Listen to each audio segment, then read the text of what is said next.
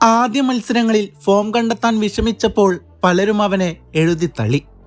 അവന്റെ ബാറ്റിലെത്തി അണഞ്ഞതെന്ന് അവർ കരുതി. എന്നാൽ വിമർശകരുടെ വായടുപ്പിച്ചുകൊണ്ട് അവൻ വാങ്കഡയിൽ നിന്ന് നടത്തിയ തിരിച്ചുവരവ് ഒന്നൊന്നര വരവായിരുന്നു. താളം കണ്ടെത്താനാവാതെ തപ്പിത്തടഞ്ഞ ആ പഴയ ഫിൽസോട്ടല്ല ഇത്. പിച്ചിൽ ഒരു തീപ്പൊരി പാറിക്കുന്ന ഒരു പുതിയ അവതാരമാണ്. സിംഹം പതുങ്ങുന്നത് ഇരട്ടി ശക്തിയോടെ കുതിക്കാൻ വേണ്ടിയാണെന്ന് അവൻ ഇന്ന് ബാറ്റ് കൊണ്ട് തെളിയിച്ചു. മുംബൈ ഇന്ത്യൻസിന്റെ സ്വന്തം മടയായ വാങ്കഡ സ്റ്റേഡിയത്തിൽ കയറി അവരെ വിറപ്പിക്കുന്ന ആവേശകരമായ കാഴ്ചയാണ് ഇന്ന് ക്രിക്കറ്റ് ലോകം സാക്ഷ്യം വഹിച്ചത്. സ്വന്തം കാണികൾക്ക് മുമ്പിൽ മുംബൈ ബൗളർമാരെ അവൻ അക്ഷരാർത്ഥത്തിൽ പഞ്ഞിക്കിടുകയായിരുന്നു. ഓരോ പന്തും ഗാലറിയിലേക്ക് പാഞ്ഞു പോകുമ്പോൾ മുംബൈ ആരാധകരുടെ നെഞ്ചിടിപ്പ് നിലക്കുകയായിരുന്നു. ഒരു ദയവുമില്ലാത്ത വേട്ടക്കാരനെ പോലെ അവൻ മുംബൈയുടെ കോട്ട പൊളിച്ചടുക്കി.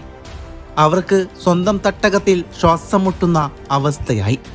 മിച്ചൽ സാന്റ്നറും മാർക്കണ്ടയുമൊക്കെ ഇന്ന് സോൾട്ടിന്റെ ബാറ്റിന്റെ ചൂട് ശരിക്കും അറിഞ്ഞു. സാന്റ്നറിന്റെ ഓവറിൽ യാതൊരു സങ്കോചവുമില്ലാതെ തുടർച്ചയായി 3 പടുക്കൂറ്റൻ സിക്സറുകളും പിന്നാലെ ഒരു ബൗണ്ടറിയും പറത്തി.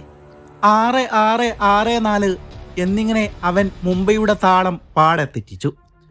സ്പിന്നർ മാർക്കാണ്ടെ വന്നപ്പോഴും കഥ മാറിയില്ല. ഹാട്രിക് ഫോറുകൾക്ക് പിന്നാലെ ഒരു കിടിലൻ സിക്സർ കൂടെ പറത്തി.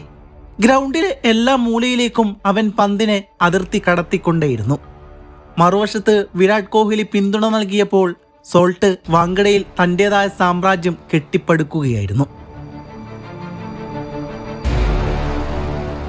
ഈ വെടിക്കെട്ട് ബാറ്റിങ്ങിന് മുമ്പിൽ എന്ത് ചെയ്യണമെന്നറിയാതെ ക്യാപ്റ്റൻ ഹാർദിക് പാണ്ഡ്യ പകച്ചു നിന്നു. മുൻ നായകൻ രോഹിത് ശർമ്മയും ഇന്ത്യൻ T20 ക്യാപ്റ്റൻ സൂര്യകുമാർ യാദവും ഈ ആക്രമണം കണ്ട് എന്ത് തന്ത്രം മെനയണമെന്നറിയാതെ നിശബ്ദനായി പോയി.